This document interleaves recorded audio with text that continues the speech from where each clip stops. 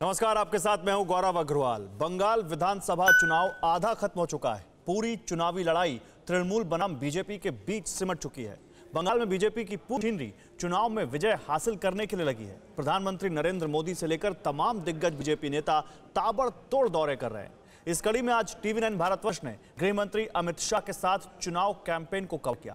हमारे रिपोर्टर आमोद राय पूरे 7 घंटे तक अमित शाह के साथ रहे। इस दौरान अमित शाह से सवाल जवाब का दौर भी चला। हम उनसे ये समझना चाहते थे कि बीजेपी के बंगाल चुनाव विजय का ब्लूप्रिंट क्या है, फिर उन आरोपों का पार्टी पर क्या कहती है जो ममता बनर्जी अपनी भाषाओं में बीजेपी पर लगा रही है। इसी कड़ी में कूच विहार कांड अहम है, जिसे लेकर बंग युद्ध में तृणमूल और बीजेपी आमने सामने है। अमित शाह ने बंगाल विजय की क्या थियरी दी, आइए देखते हैं। आप तुष्टिकरण मुक्त बंगाल चाहते हो या नहीं चाहते हो? घुसपैठियों को निकालना है, बेरोजगारी हटाना है, तो दीदी को निकालना है।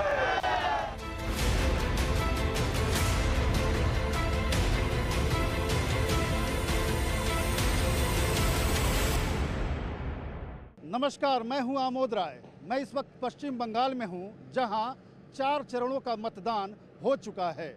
135 सीटों पर मतदान अब तक किया जा चुका है। इस बार की लड़ाई सीधे बीजेपी और टीएमसी के बीच है और बीजेपी का दावा बड़ा है।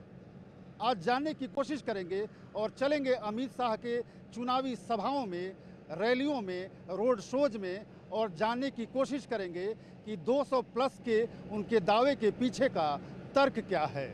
तो चलिए अब चलते हैं और शुरू करते हैं आज का सफर।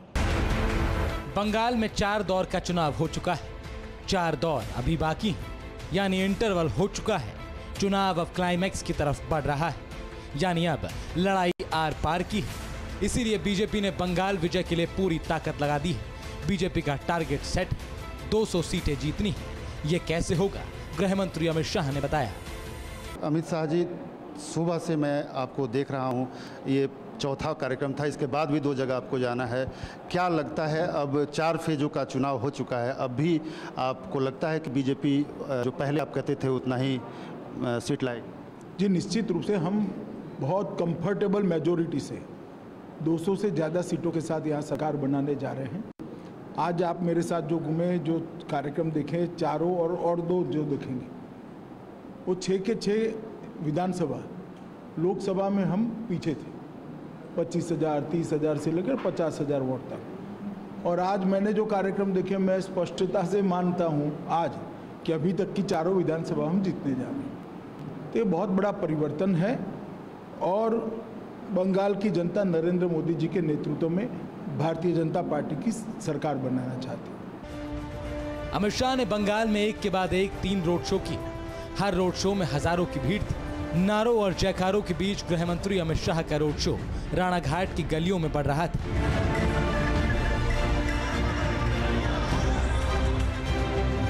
हाथों में भगवा पताका थामे बीजेपी के कार्यकर्ता साथ चल रहे थे।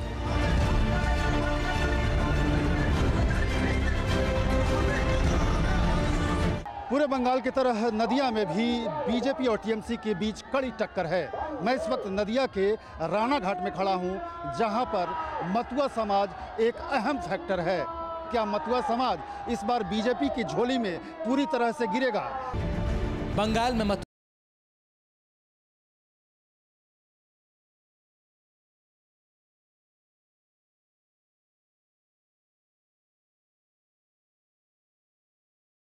वसीरहाट में अभी आपने एक सभा किया।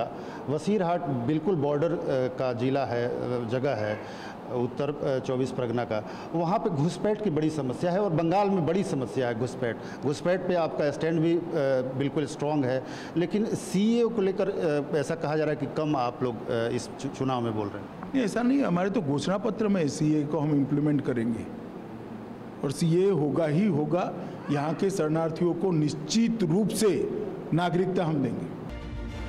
बंगाल की करीब 70 सीटों पर मतुआ वोटर निर्णायक है। इन सीटों पर चौथे और 5वें चरण में वोटिंग होनी है। बंगाल चुनाव से पहले बहुत सारी पार्टियों के नेताओं ने बीजेपी का दामन थामा था। वैसे ही एक नेता हैं संयम बनर्जी, जो कांग्रेस से बीजेपी में शामिल हुए थे।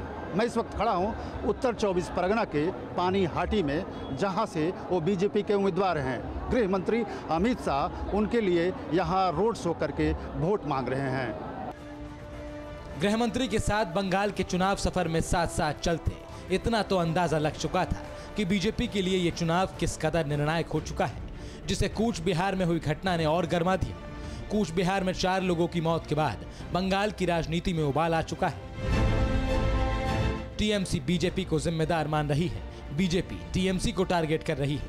इसी को लेकर अमित शाह से जब सवाल पूछा गया तो उन्होंने क्या कहा, आप खुद सुनिए। एक घटना घटी चौथे चरण के चुनाव में सीआरपीएफ नहीं सीआईएसएफ के गोलियों से 4 लोगों की मौत हुई। ममता बनर्जी इसको बहुत तूल दे रही हैं और कह रही हैं कि ये आप पे सीधा सीधा आरोप लगा रही हैं कि आपने जो है ऐसा करवाया। वो इन्फीरियरिटी कॉम्प्लेक्स के कारण कर रही है। लघुता ग्रंथि से ममता दीदी पीड़ित है, क्योंकि उन्होंने ठीक वही विधानसभा में लोगों के सामने भाषण किया था कि सीआईएफएस को घेर लो, सीएपीएफ को घेर लो, सीआरपीएफ को घेर लो। और जब ये प्रयास हुआ, हथियार छीनने का प्रयास हुआ, स्व बचाव में गोली चलानी पड़ी, दुर्भाग्यपूर्ण तरीके से 4 लोगों की मौत हुई। ममता दीदी ये 4 लोगों के लिए तो बहुत आंसू बहा रही है। मैंने देखा बहाना भी चाहिए, हमें भी दुख है इस घटना का। परंतु उसी विधानसभा में सुबह हमारा एक कार्यकर्ता मारा गया, इसके लिए ममता दीदी कुछ नहीं। मृत्यु में भी वो वोट बैंक को तराश रही, क्योंकि वो कार्यकर्ता हमारा राजवंशी समाज से था, दलित हिंदू था। तो मृत्यु में भी माइनॉरिटी मेजॉरिटी अगर आप करते हो तो मैं मानता हूं कि आप एक्सपोज हो जाते हो। आज पूरे बंगाल की जनता को मालूम पड़ गया है कि आपके उकसावे के कारण बच्चों की मौत हुई है। और एक दूसरा ही लड़का उसी विधानसभा में मारा गया जिसके लिए आपके पास 2 शब्द भी नहीं है। किस प्रकार के मुख्यमंत्री हैं? गृह मंत्री ने बड़ी बात कही, इसीलिए कूच बिहार में हुआ क्या था इन तस्वीरों के जरिए समझा जा सकता है। चौथे दौर में वोटिंग के दौरान कूच बिहार के शीतलचुरी इलाके के एक बूथ पर गोलीबारी हुई थी। घटना में 4 लोग मारे गए हैं।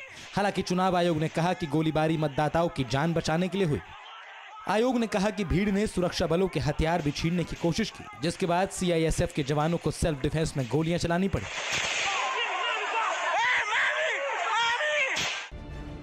घटना के बाद ममता बनर्जी ने कूच बिहार जाने का ऐलान किया था। चुनाव आयोग ने 72 घंटे तक कूच बिहार में नेताओं की एंट्री पर रोक लगा दी थी। फिर क्या था, दीदी का गुस्सा 7वें आसमान पर पहुंच गया। केंद्र सरकार से लेकर सीआईएसएफ पर हमलावर होने में देर नहीं की। How they are running the election like this? It's a shame on democracy. It's a shame on democracy. It's a shame on democracy. जिसके बाद ममता बनर्जी ने ट्वीट कर बीजेपी पर हमला बोला। लिखा, बीजेपी कुछ भी कर ले, दुनिया की कोई ताकत उन्हें कूच बिहार जाने से नहीं रोक सकती। इतना ही नहीं, ममता ने चुनाव आयोग पर निशाना साधते हुए कहा कि चुनाव आयोग का नाम एमसीसी यानी कि मोदी कोड ऑफ कंडक्ट रख लें। चुनाव आयोग को आज जो है उन्होंने एक नया तर्जुमा दिया और सीधा सीधा प्रधानमंत्री के नाम से वो नाम जोड़ रही हैं। आपको लगता है कि संवैधानिक संस्थाओं पे इस तरह का हमला ज़्यादा हो रहा है बंगाल में, खास करके बाकी 5 राज्यों में नहीं? ऐसा नहीं है। मेरे 40 साल के सार्वजनिक जीवन में मैंने देखा है, अक्सर हारने वाली पार्टियां ये भी करें। अब वो ईवीएम को भी लाएंगे और गलत अफवाहें भी फैलाएंगे, परंतु जनता मन बना चुकी है। कहाँ भागोगे? पूर्व पश्चिम उत्तर दक्षिण कहीं पैर रखने की जगह नहीं है। कूच बिहार को लेकर जिस तरह से टीएमसी और बीजेपी आमने सामने है, उससे साफ है कि बंगाल का सियासी पारा अभी और बढ़ेगा। सवाल यह है कि जिस घटना के बाद बंगाल की राजनीति में बवाल है,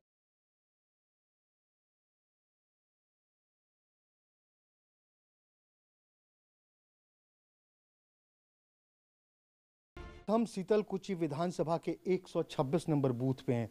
जी हाँ, यही वो रक्त रंजित कहानी लिखी गई। लेकिन यहाँ का जो दृश्य है वो आप देखेंगे तो आपके कलेजे कांप उठेंगे। पहले आइए वो देखते हैं कि आखिर वो किस दृश्य की मैं बात कर रहा हूँ। यहाँ पे कुछ ग्रामीण मौजूद हैं, हालांकि रात का स्याह अंधेरा हो चुका है, लेकिन देखिए इस स्याह अंधेरे में भी बंगाल की राजनीति का ये धब्बा आप देख सकते हैं। ये उन तमाम युवकों के खून हैं जो उस दिन अर्धसैनिक बलों की फायरिंग में हलाक हो गए थे। हालांकि उन्हें अब सुपुर्द खाक भी किया जा चुका है। घटना के बाद कूच बिहार में शांति है, लेकिन बंगाल की राजनीति गर्मा चुकी है। ये भी सच्चाई है कि एक दशक से बंगाल की सत्ता पर काबिज ममता बनर्जी को पहली बार सबसे बड़ी चुनौती का सामना करना पड़ रहा है। पूरब की राजनीति को केसरिया रंग में रंगने के लिए बीजेपी कोई कसर नहीं छोड़ना चाहती। 2 मई दीदी गई, बीजेपी बार बार यही कहती है। इसी सवाल का जवाब तलाशने के लिए हमने आज केंद्रीय गृह मंत्री अमित शाह के साथ पूरे दिन उनके हर एक चुनावी सभा में दौरा किया।